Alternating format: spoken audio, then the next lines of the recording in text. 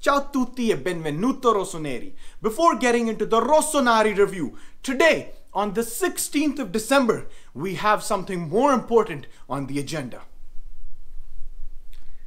Happy birthday Milan, buon compleanno Milan, happy birthday il mio amore, happy birthday to you. Buon compleanno Associazione Calcio Milan, 121 years old, Forza Milan! My God. Wow. Cialanolo. Che Luigi Ferraris.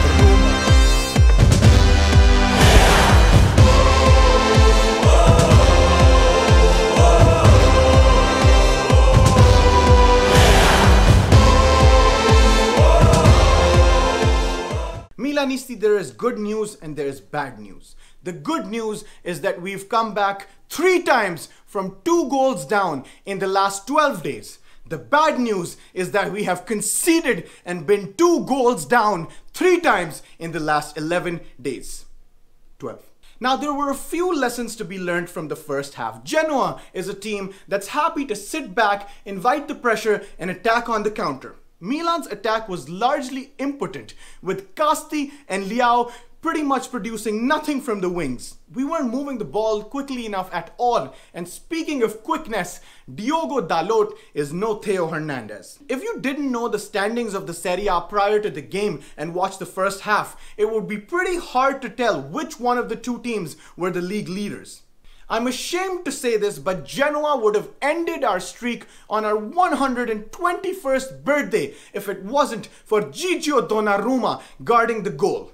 There's strong rumors that Gigio Donnarumma wants to stay at Milan for a long time, something his agent, his greedy ass agent Mino Raiola, probably does not like to hear. Milanisti, I must say that I saw some terrible reactions from the tifosi across social media today. The banter on the team with no real critique involved and the constant disgusting insults thrown at the players and the staff was absolutely abominable. I don't understand how there's such a big amount of people who call themselves fans and then throw the team under the bus the first chance of adversity that they get to see in the season. I really can't say that I'm surprised with the result today, considering that 75% of our 4-man defense were right backs. Speaking of right backs, my cousin and the man of the match today, Davide Calabria, put in yet another solid shift. Davide Calabria! Oh. Davide Calabria! Davide! Davide Calabria! Let's go! What? Why did he start?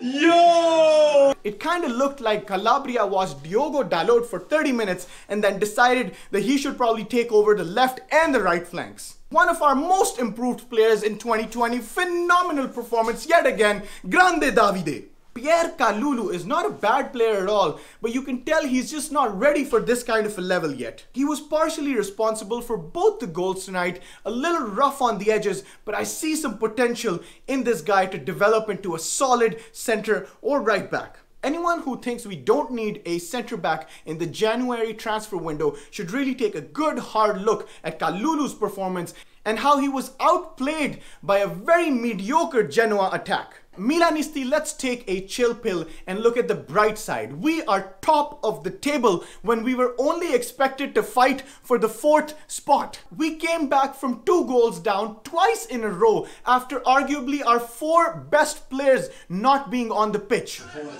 Let's go! Yes! Kalulu! Let's go! He sucked the whole game and now he's got it to fucking tutu!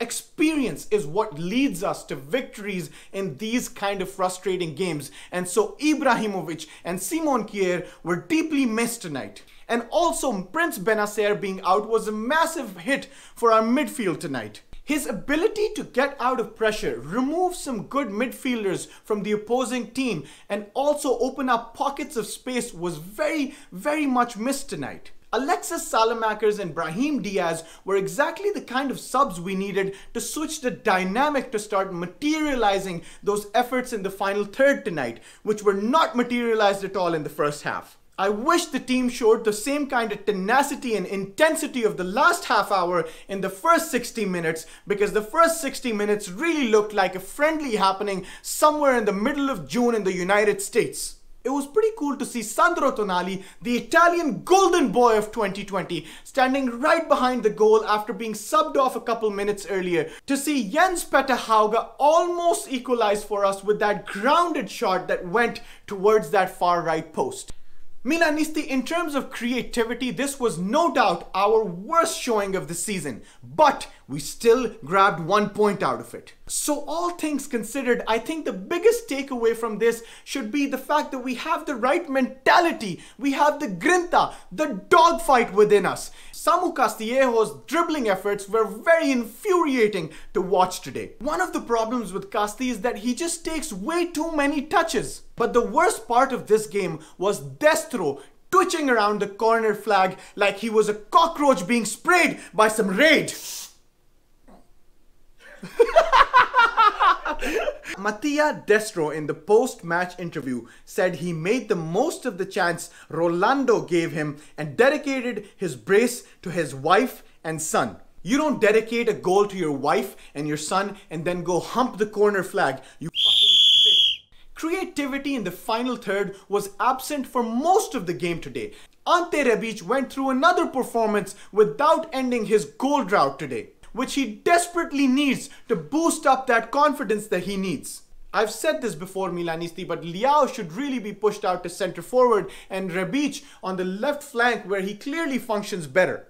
This shows how important it is for the team to have someone like Ibra holding everyone accountable for their lazy runs or selfishness in the final third. Speaking of laziness, let's talk about Rafael Leao.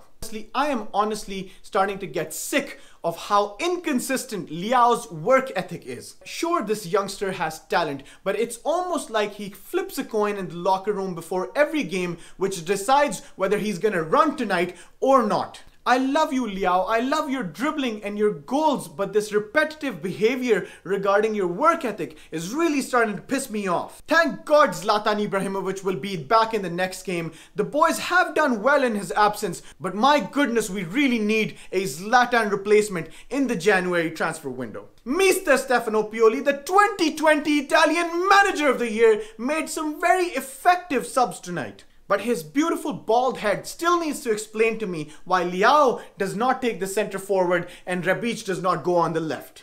RossonARI one more time, buon compleanno, Associazione Calcio Milan, 121 years old. I hope you enjoyed this RossonARI review on the Milan Corner. Please like, subscribe and comment below. The Milan Corner podcast is now live. Is now live on Spotify and iTunes. Go check it out and follow us on social media. Unless you are an Inter fan or a Lukaku fan, in that case, fuck you and that gap that you just closed down today. Ciao tutti e forza Milan! Sì, 1899 è la data che tengo a memoria. AC Milan.